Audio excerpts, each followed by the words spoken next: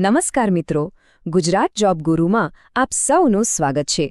Railway group ડીની તૈયારીમાં એક બહુ જ અગત્યનો તબક્કો આવે છે અને એ છે મેડિકલ પરીક્ષા.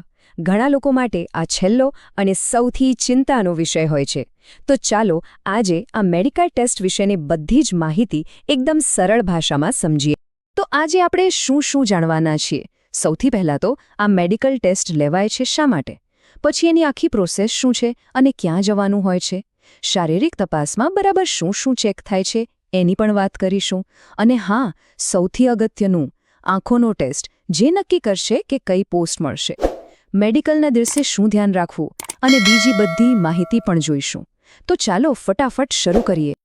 ચાલો સૌથી પહેલા અને સૌથી પાયાના સવાલથી શરૂઆત કરીએ કે ભાઈ, રેલવેને આ મેડિકલ ટેસ્ટ લેવાની જરૂરત શું છે? આટલું બધું મહત્વ કેમ આપવામાં આવે છે? જુઓ, આ ખાલી એક ફોર્મેલિટી નથી. રેલવે એટલે લાખો લોકોની જિંદગીની જવાબદારી. એટલે આ ટેસ્ટ એ સુનિશ્ચિત કરે છે કે ટ્રેનમાં મુસાફરી કરતા લોકો, તમારી સાથે કામ કરતા બીજા કર્મચારીઓ અને ખુદ તમે બધા જ સુરક્ષિત રહે. આ રેલવેના સેફટી સિસ્ટમનો એકદમ મજબૂત પાયો છે, સમજી ગયા? ઓકે, તો હવે આપણને એ તો ખબર પડી ગઈ કે મેડિકલ કેમ જરૂરી છે. પણ હવે સવાલ એ થાય કે આખી પ્રોસેસ છે શું? ક્યાં જવાનું હશે અને ત્યાં જઈને શું થશે? ચલો એ બધું સ્ટેપ બાય સ્ટેપ સમજીએ.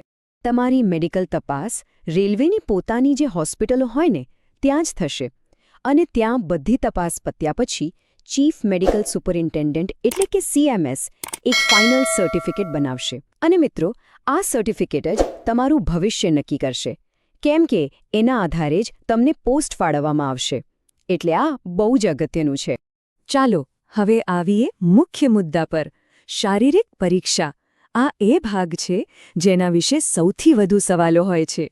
તો ચાલો એકદમ ડિટેલમાં જોઈએ કે આ ફિઝિકલ એક્ઝામમાં ડોક્ટર્સ શું ચેક કરે છે. આખી મેડિકલ તપાસને આપણે બે મોટા ભાગમાં વહેંચી શકીએ. પહેલો ભાગ છે જનરલ ફિઝિકલ ટેસ્ટ, જેમાં આખા શરીરનું ચેકઅપ થાય. અને બીજો, જે સૌથી વધુ મહત્વનો છે, એ છે વિઝન ટેસ્ટ, એટલે કે આંખોની તપાસ. પોસ્ટ નક્કી કરવામાં આનો બહુ મોટો રોલ છે. તો ફિઝિકલ ટેસ્ટની શરૂઆત ક્યાંથી થાય? એ થાય છે શરીરની અંદરની તપાસથી. એટલે કે એવા ટેસ્ટ કે જેનાથી ખબર પડે કે તમારું આંતરિક સ્વાસ્થ્ય કેવું છે. આમાં મુખ્યત્વે 3 ટેસ્ટ હોય છે. પહેલું, બ્લડ અને યુરિન ટેસ્ટ, જેનાથી ડાયાબિટીસ જેવી કોઈ બીમારી છે કે નહીં એ ખબર પડે. બીજું છે ECG, જે તમારા હૃદયની કામગીરી ચેક કરે છે. અને ત્રીજું છે એક્સ-રે, ફેફસા બરાબર છે કે નહીં એ જોવા માટે. અને હા, ખાસ યાદ રાખજો, બ્લડ ટેસ્ટ માટે ભૂખ્યા પેટે જવાનું હોય છે. સારું, અંદરની તપાસ તો થઈ ગઈ. હવે વારો છે શરીરના બાકીના ફંક્શન્સ એટલે કે શારીરિક કાર્યોની તપાસનો. આમાં શું જોવામાં આવે? તો હાઇડ્રોસીલ કે હર્નિયા જેવી કોઈ તકલીફ તો નથી ને, એ ચેક થાય છે. પછી તમારા હાથ પગના બધા સાંધા બરાબર ફરી શકે છે કે નહીં એની હલનચલન ચેક કરવામાં આવે છે. અને છેલ્લે, તમને બરાબર સંભળાય છે કે નહીં એના માટે એક નાનો હિયરિંગ ટેસ્ટ પણ લેવામાં આવે છે. હવે એક સવાલ જે ઘણાને મૂંઝવતો હોય છે કે શરીર પર ટેટુ હોય તો, કે પછી કોઈ જૂની ઈજા કે ઓપરેશનનું નિશાન હોય તો? તો મિત્રો, ગભરાવાની જરૂર નથી. જો ટેટુ અશ્લીલ ન હોય અને આવા કોઈ નિશાનથી કામમાં તકલીફ ન પડતી હોય તો સામાન્ય રીતે એનાથી કોઈ પ્રોબ્લેમ થતો નથી. ઓકે, અત્યાર સુધીનું બધું ક્લિયર? સરસ. હવે આપણે આવીએ છીએ આખા મેડિકલ ટેસ્ટના સૌથી નિર્ણાયક ભાગ પર, એટલે કે દ્રષ્ટિ પરીક્ષણ, જે તમારી પોસ્ટ કઈ હશે એ નક્કી કરી દેશે. આ વાતને બરાબર મગજમાં બેસાડી દેજો. તમારી આંખોનું વિઝન સ્ટેન્ડર્ડ કેવું છે એ જે નક્કી કરશે કે તમને ગ્રુપ ડીમાં કઈ પોસ્ટ મળી શકે છે. ખાસ કરીને જે ટેકનિકલ અને સેફટીવાળી પોસ્ટ હોય ને, એના માટે તો આંખોની તપાસ બહુ જ કડક હોય છે.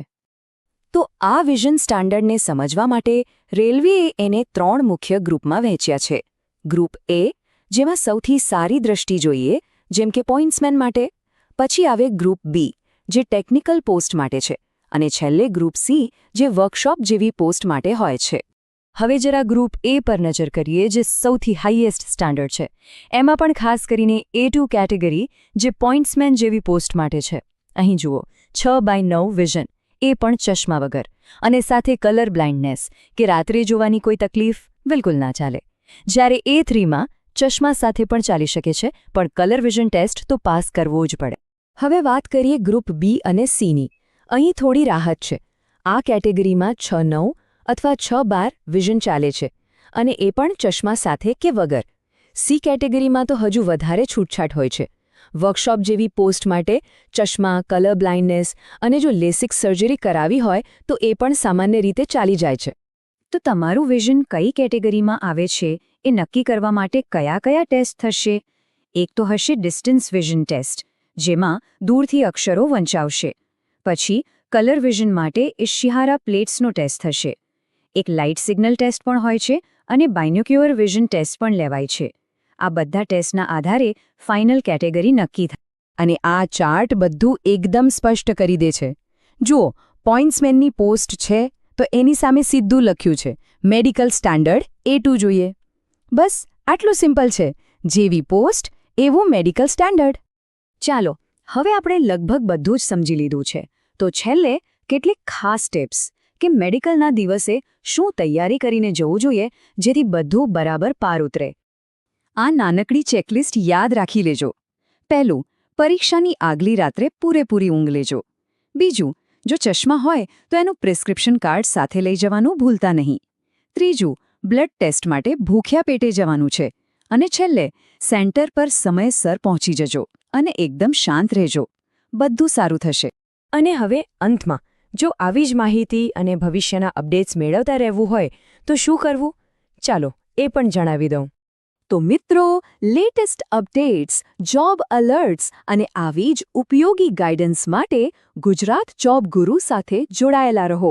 અમારી યુટ્યુબ ચેનલને તરત જ સબસ્ક્રાઇબ કરી લો. અને હા, ટેલિગ્રામ ચેનલ પણ જરૂરથી જોઈન કરજો. ત્યાં તમને બધી માહિતી સૌથી પહેલા મળી જશે. તો આ હતી રેલવે ગ્રુપ ડી મેડિકલ પરીક્ષાની સંપૂર્ણ માહિતી. આશા છે કે હવે તમારા મનમાં કોઈ શંકા નહીં હોય. હવે જતા આ સવાલ પર વિચાર કરજો કે આ બધું જાણ્યા પછી તમારી મેડિકલ પરીક્ષાની તૈયારી માટે આજે તમે પહેલું કયું પગલું ભરશો? તમારી તૈયારી માટે ખૂબ ખૂબ શુભેચ્છાઓ. આભાર.